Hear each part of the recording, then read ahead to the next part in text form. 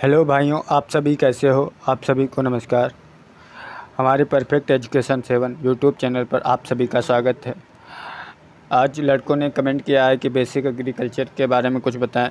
देखो, basic agriculture में पूरी एग्रीकल्चर का कहीं का कुछ भी पूछ सकते हैं। आपका जो पहले का नॉलेज है वो कल काम आएगा। इसीलिए मैं सोचा कुछ 1-2 पेज की वीडियो बना के डाल देता हूँ और बाकी बता देता हूँ कौन कौन सी टर्मिनोलॉजी तथा क्या क्या पढ़ना है वो पढ़ लीजिए।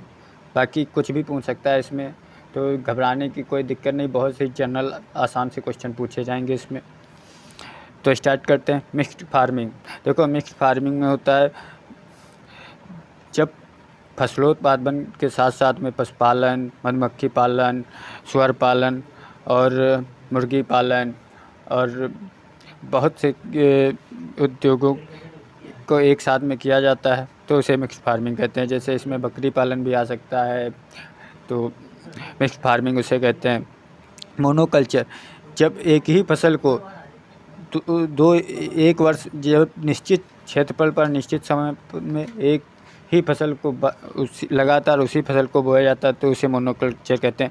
देखो, rice to rice to rice, इसकी सदैव क्रॉपिंग इंटेंसिटी 100% से अधिक होती है, ये ध्यान में रखेंगे। अगर पूछ दिया जाए कि मोनोकल्चर की क्रॉपिंग इंटेंसिटी होती है तो सदैव 100% से अधिक होती है। 200 हो सकती है, 300 हो सकती है, 350 हो सकती है, 400 हो सकती है, 133 भी हो सकती है, लेकिन 100% से सदैव अधिक होगी। मोनोक्रॉपिंग, जब एक निश्चित क्षेत्र पर निश्चित समय में एक ही फसल को एक वर्ष में उगाते हैं तो उसे मोनोक्रॉपिंग कहते हैं। इसकी डेफिनेट होती है, इसकी केवल 100% ही निश्चित होती है, 100% ही क्रॉपिंग इंटेंसिटी होगी। फिर इंटरक्रॉपिंग। इंटरक्रॉपिंग में जब 2 या 2 से अधिक फसलों को निश्चित क्षेत्रफल पर निश्चित समय में रो अरेंजमेंट के तहत उगाते हैं तो उसे इंटरक्रॉपिंग कहते हैं। अगर शॉर्ट फॉर्म में पूछा जाएगा तो विद डिफिनेट रो अरेंजमेंट, मतलब निश्चित अंतराल पर उगाते हैं तो उसे इंटरक्रॉपिंग कहते हैं। मिक्स्ड क्रॉपिंग, विदाउट डिफिनेट रो अरेंजमेंट, मतलब जब किसी निश्चित क्षेत्रफल पर निश्चित समय में 2 या 2 से अधिक फसलों को विदाउट रो अरेंजमेंट के साथ उगाया जाता है, जिसमें अंतरा का ध्यान नहीं रखा जाता, उसे मिक्स्ड क्रॉपिंग कहते हैं। Relay cropping. रिले क्रॉपिंग में एक पूर्ववर्ती फसल के कटने से पूर्व दूसरी फसल को बो देना है, रिले क्रॉपिंग कहते हैं। जैसे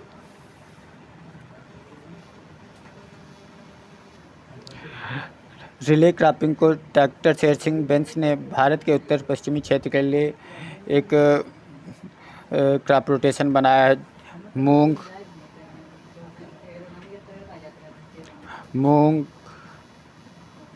मूंग, मेज, पोटैटो प्लस व्हीट। नेक्स्ट, कुछ फुल फॉर्म है जैसे ICR, Indian council of agriculture research institute new Delhi, इसकी स्थापना 16 जुलाई 1929 को हुई। IARI, Indian agriculture research institute, 1905 में पूसा बिहार में स्थापना हुई। जो कि प्रेजेंट में पूसा दिल्ली में है। इसकी स्थापना 1905 में हुई थी। और जैसे कि IVRI, Indian veterinary research institute, इसका फुल फॉर्म याद कर लेंगे। कहाँ स्थित है ये ध्यान। IVRI इज्जत नगर बरेली में है। ऐसे ही NDRI, national dairy research institute, Karnal Haryana में है। और IIHR, Indian institute of horticulture research, Hesaraghatta Bengaluru में है। और IIPR, Indian institute of pulse research, जो कि कानपुर में है। ऐसे ही तैयार कर लेंगे। IIPR है, ICR हो गया है, बता ही चुका हूँ। और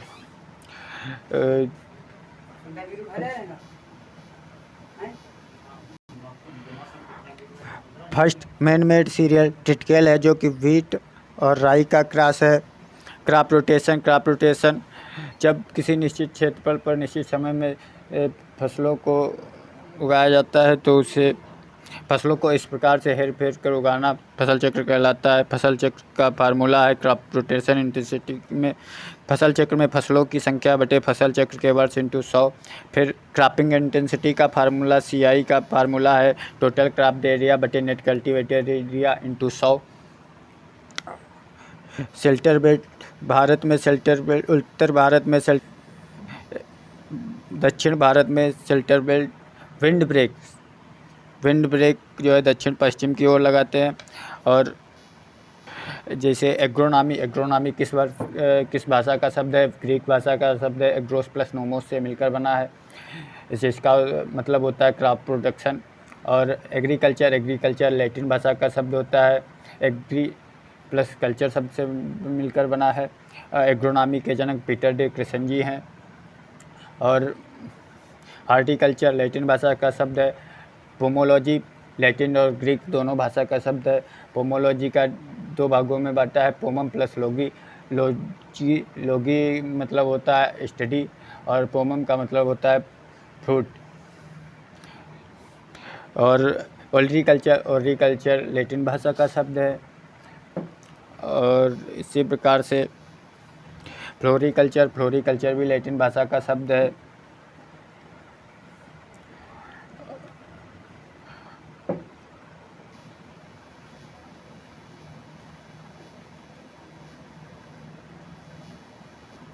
और कुछ फसलों के बॉटनिकल नेम तैयार कर लेंगे, जैसे कि धान का बॉटनिकल नेम ओरिजा सेटाइवा है, इसकी फैमिली पोएसी है।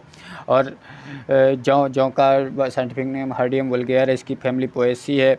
और जैसे कि मेज का साइंटिफिक नेम जिया मेज और फैमिली इसकी पोएसी है। और दलहनी फसलों में जैसे तैयार कर लेंगे कि किसके द्वारा नाइट्रोजन स्थिरीकरण करता है, तो दलहनी फसलों में राइजोबियम लेगुमिनोसेरम के कारण नाइट्रोजन स्थिरीकरण होता है। जैसे मटर में पूछा जाएगा इसकी प्रजातियां, तो मटर में राइजोबियम लेगुमिनोसेरम। और बरसीम में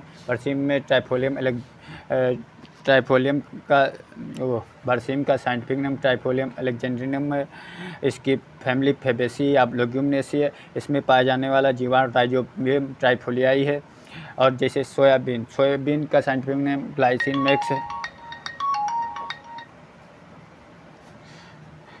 मैक्स है और इसकी फैमिली फेबेसी या लेग्यूमिनेसी है। और इसमें पाया जाने वाला जीवाणु राइजोबियम जापोनिकम है। और ऐसे ही तैयार और 2-4 जैसे कि तैयार कर लेते हैं। तेल का साइंटिफिक नेम सिसेमम इंडिकम है, इसकी फैमिली पेटिलिएसी है। और जई का फैमिली ग्रेमनी तथा साइंटिफिक नेम ओराइजा सेटाइवा है। और कुछ फसलों में प्रोटीन परसेंटेज याद कर लेते हैं, जैसे राइस में 6 से 7% प्रोटीन पाई जाती है। ग्राम में 21.1% पाई जाती है। और सोयाबीन में 42% सर्वाधिक प्रोटीन पाए जाने